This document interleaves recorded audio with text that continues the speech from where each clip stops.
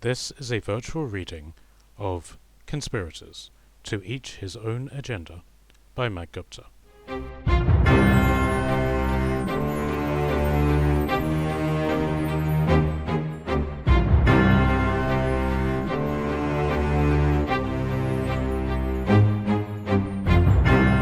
Chapter 45. The Harbour Coastal Approach. Alistair was ready.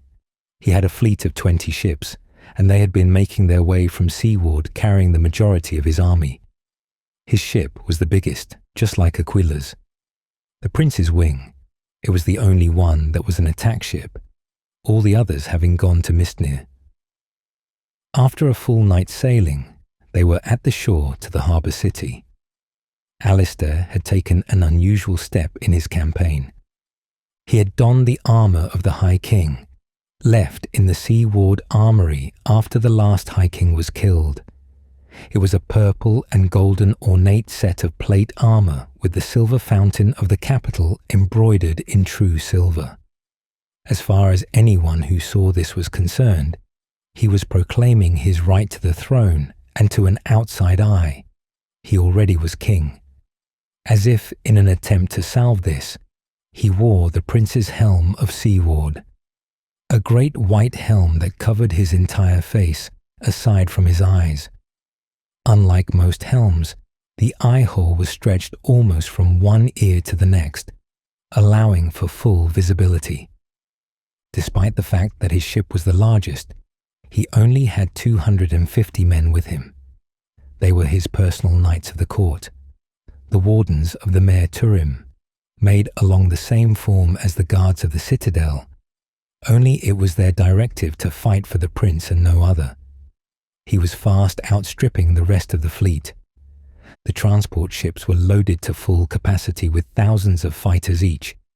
All of them were flying both the banner of Seaward as their main sail, with the flags of their own house flying at the top of the mast.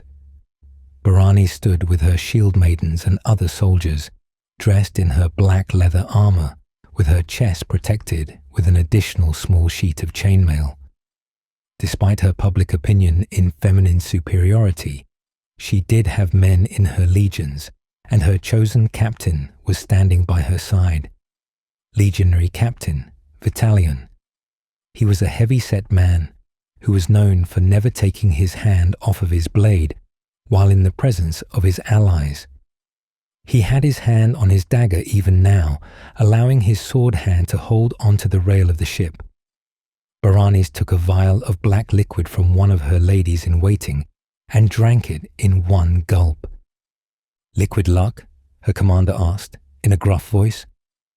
"Moon wine," Baranis gagged, shivering with revulsion as the foul-tasting liquid travelled down her throat. Her commander huffed his disapproval, but said nothing. Moon wine was used for the medicinal prevention of a child from the womb, and it was all but common knowledge that said child would have been Alistair's. She appreciated his restraint and placed a hand briefly on his shoulder. "Tell me true," she demanded, breaking the silence. "Did I just make a mistake here?" "Yes," he answered with brutal honesty. "But which mistake I do not know. Had you not bedded His Majesty, you would not be in this position. Had you kept the child, you would be queen. If you question your decision, you will lose the confidence that makes you the warrior that you are. When a commander begins to doubt, that is when all is lost." Not that she needed it, but this strengthened Baranis' resolve in an instant, and she removed her hand from him. "Is everything prepared?" she asked, looking out to the city before them. "Ready and waiting." "Where is the prince?" Vitalian pointed out to the land and the water before it. The wing had outpaced the entire fleet, and now stood alone in the open water. Even from here it was clear, no other ship was as big. "Fool," he grunted, returning his hand to his dagger hilt. "What's he doing?" Baranis narrowed her eyes. "He's going to take the harbour beach with only 200 men." "No," Vitalian scoffed. He will die trying to take the beach with only 250 men." Alistair seemed to think differently. He stood at the tip of the ship, looking out at the beach they were preparing to storm. He had no misgivings about what was about to happen, something which his father had always warned against, fearing that Alistair's lack of fear on the field would break him into a monster, or break his body.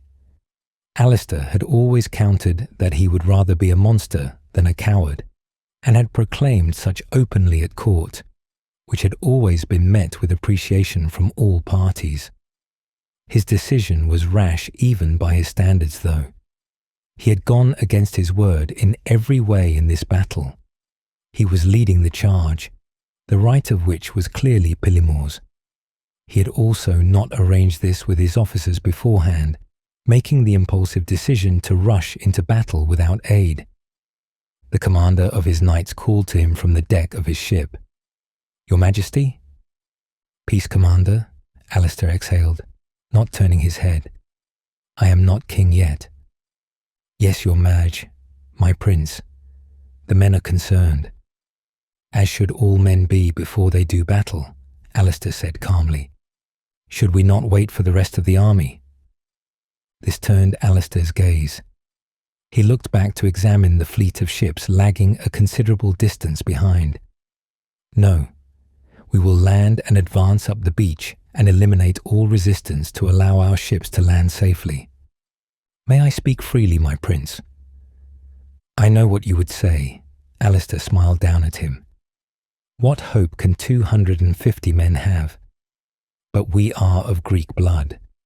I will not be known as a king who hides behind his men. I will rule from the front lines or not at all. And here now, this ship is the front line. If they fall behind, then we shall not wait for them." "Is not Pillimore your van, my prince?"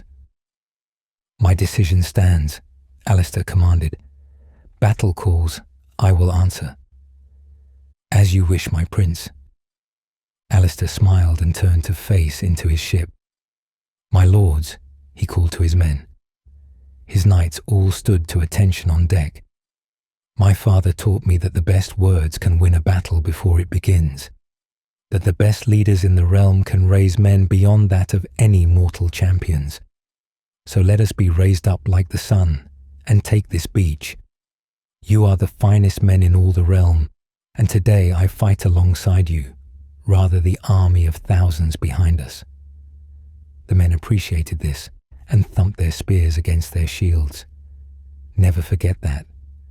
Never forget how much better and disciplined you are. Today we fight against our own blood, and for those of you who decide that this is not a battle you can fight, I will allow you to turn away with dignity and honor." None made any indication of wanting to do so, so he continued. "Then let us begin." He nodded to the ship's captain. The ship shot forward with renewed speed. "Remember, men, I have no plans to die this day. I expect every other man here to claim the same. But that said, the first one to die buys the first round of drinks." The men laughed and donned their helms for battle. Their laughter was as brilliant as the loudest battle cry. The men on the beach were preparing for battle as well. They had seen the fleet arrive with the rise of the sun and had manned the fortifications. Wooden stakes and man-traps littered the uphill climb. At the top of the hill, where the land levelled out, was a wooden fortification with a single gate in the wall. The archers were having men lay bundles of arrows on the floor in front of them, allowing for another full quiver for each man. In actual fact, few of the arrows would find their mark. Their shots would be more morale-beating instead of damaging, due to the lack of skill amongst the Roman archers. The men in front of the wooden wall had an oil ditch placed in front of them, which was already being set ablaze. The single ship that was fast approaching looked just as threatening as the entire fleet behind it, and the courage of the men was wavering already.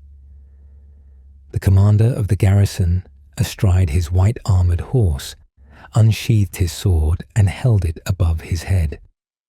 With his action, the sergeants shouted orders to raise their bows.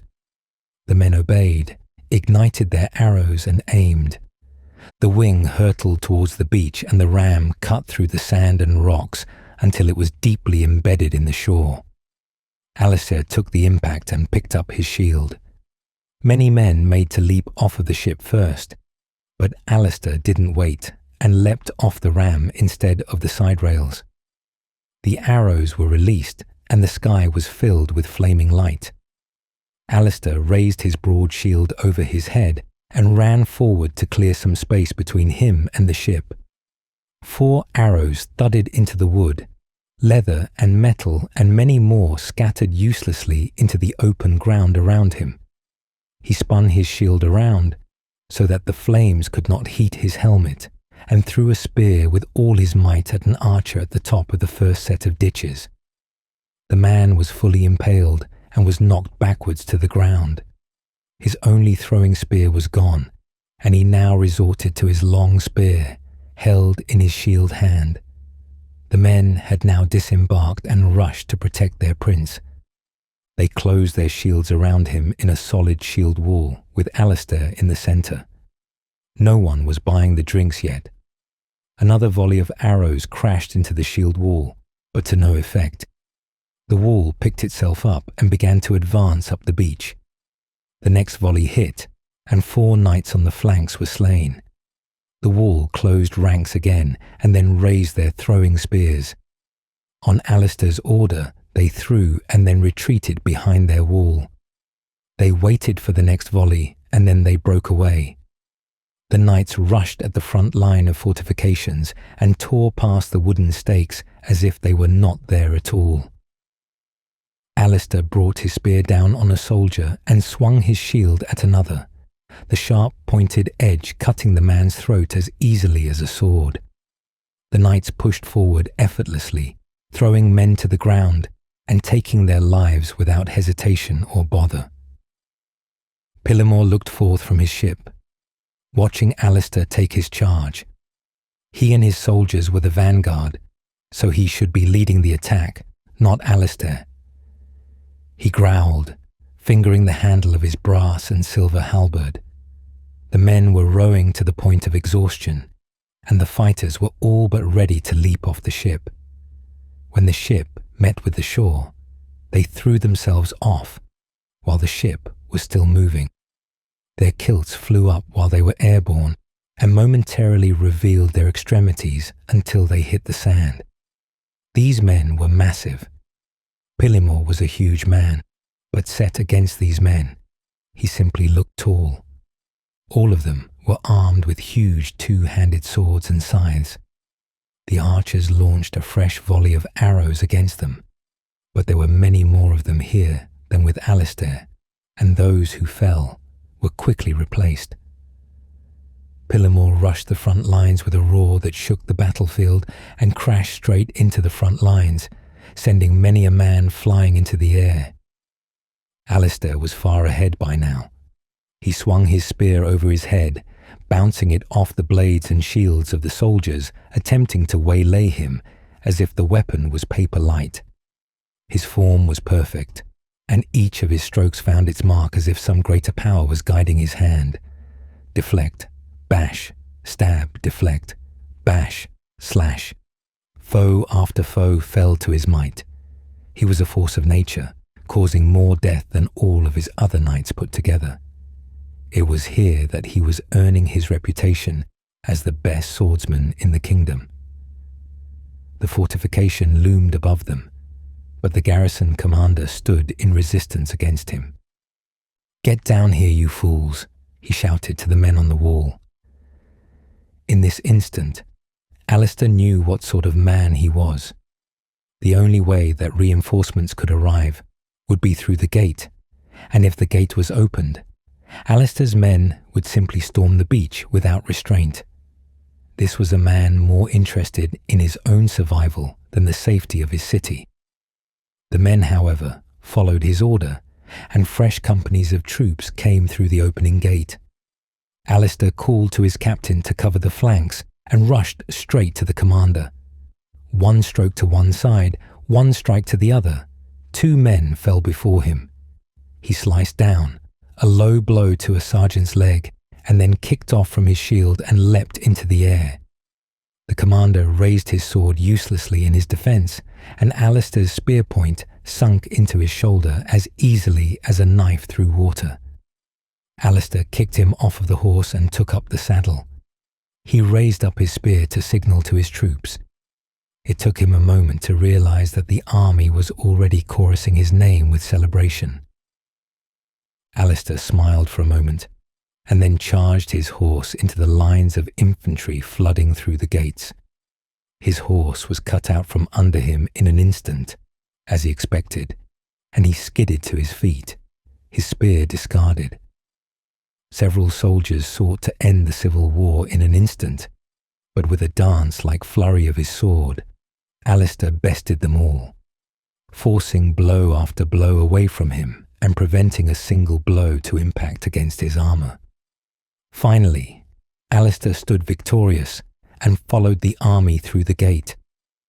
Baranis and her forces had made it through the gate and had formed up into the immense shield wall her house was famous for. An entire legion had come together into 3 massive lines.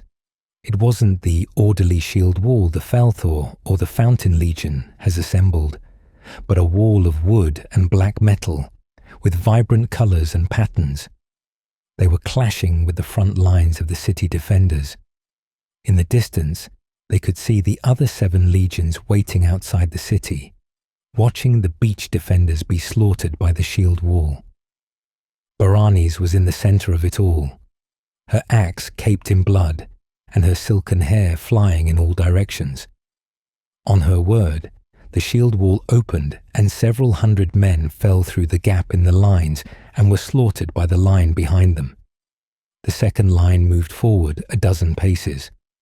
The front shield wall split into 2 and allowed the enemy to push forward. The wall curved on itself into 2 circles of shields, while the second line stepped forward again to pin the defenders in place. The defenders were now outflanked on 3 fronts and were being quickly slaughtered. When the threat in the centre began to lessen, Baranis made a terrible gambit. The circles opened their own ranks and allowed the defenders into their defences. Alistair could not see what was happening inside each circle, but the enemy lines quickly shrunk. The forces of the shield wall spread out again, leaving a huge pile of bloodied corpses behind them. As the shield wall reformed, the battle for the beach was won. The remaining fighters were routed at the sight of new troops lining up to take the formation. "Reform," Alistair shouted. "Advance to the city walls." The army did so, making its way through the gate of the fortification. It took many hours for the whole army to get into position.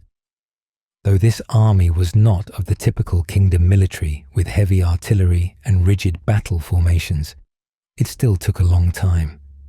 The sun had risen high into noon by the time that the siege ladders and cavalry had been brought to bear. They had no stone throwers, as these would require at least a full day to assemble. Alistair could not wait.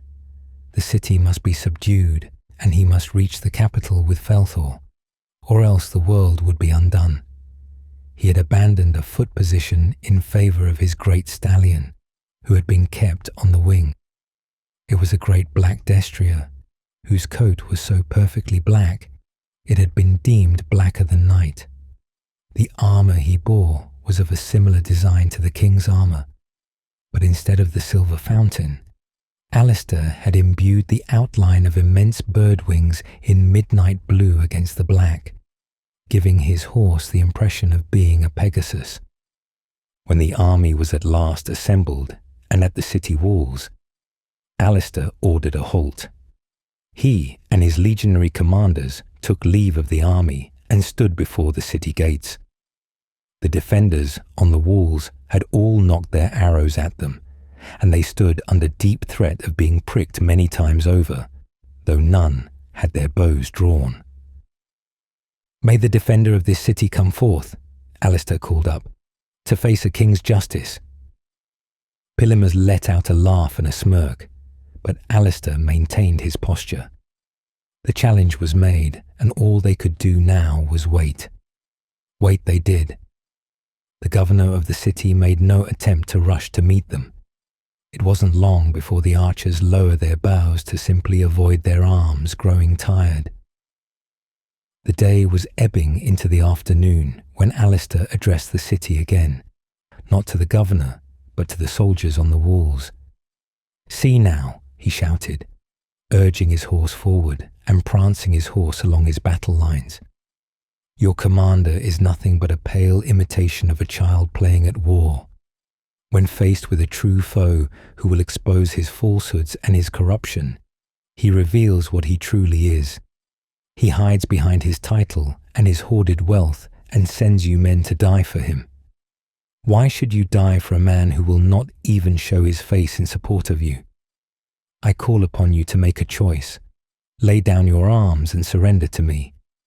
All of you will be treated with kindness and respect. None of you will be harmed. Those who would join us will be welcomed with opened and loving arms. If there are those of you men who stand against my desires, I shall not seek vengeance against you, and all of you will remain at peace, as long as you remain peaceful in your displeasure."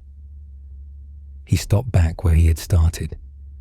"If your commander will not have the strength to meet me, will you?" He finished there. The walls were too tall to see if his speech had impacted upon the men's hearts. After a long moment, Baranis trotted her horse forward. "Did you make that speech a moment ago, or were you saving it?" "Both." Alistair smirked provocatively at her. "I had a great deal of inspiration." "I'm glad it was inspirational for one of us at least," Barani smiled, turning her horse and rejoining the other generals. Finally, the gates opened. The archers readied their longbows again. 4 citadel guardsmen led the procession, then 2 bannermen, and then the governor himself, with his captain of the guard. The governor was a vain man. It was clear in an instant. He was being borne in a litter, one covered in purple silk and embroidered with gold. He was an immensely fat man without a hint of artistry or grace about him. The procession stopped short of Alistair and his horse by about 20 paces, and he laboriously dismounted from his litter. A serving boy rushed over to him with a silk cover on a brass pole to shelter him from the sun. He stood at the front of the litter and went no further. After a moment of stare-down, Alistair walked forward to meet him. Pilimer and Baranis advanced with him, with one of his Athenian generals holding the banner of Seaward. "My lord," Alistair greeted, when they were close enough, "you kept us waiting. Why should I welcome you to my city when you have already made your desires known to me?" The governor scowled, through flabby cheeks. "Especially to a murderous pile of turds like you." "Watch your tongue," Pilimor growled. "This is the king of the realm you are talking to." "Your tardiness does nothing to help your life expectancy," Baranis added. "You will not attack my city," the governor spat. He made a snort-like noise. "I have 14 legions of heavily armed men by the walls alone. You cannot prevail here. Go home with your tails between your legs, and I will only take your lives, and not your lands and revenue." Pilimor dismounted from his horse and walked right up to the governor, towering over him, and caused the serving boy to raise up the cover. "Do not think you can bluff us with your empty threats. We know how many men you have at every gate. We outnumber you 2 to 1, and we do not command raw children. We command true men at arms. We can defeat you in a heartbeat, because the only thing that we hate more than Ignatius is you." He poked him with a finger and pushed him back. "You have hoarded our house's wealth for the stroking of your own bloated cock for too long. I will enjoy watching your head rot on my spear." He turned and made his way back to the others. He had left his mark. We have 2 conditions to your surrender." Alistair smiled proudly. "You shall order your men to lay down their arms and hold this city for their new king and second. You surrender yourself and your city for the revenue and economy of the new kingdom under my command." The governor spat. "If you think that the harbour nobility can be bullied in such a way, you are mistaken. My men will die for their lord, and if they must die, they will die well. That is all we have to say to you, Greek scum." He turned and went back to his litter. "Do not turn your back on us," Baranis called after him. "I have no desire to see blood of good men spilled for a fat fuck's self-worship. We can settle this in the style of our ancestors. Battle by single combat.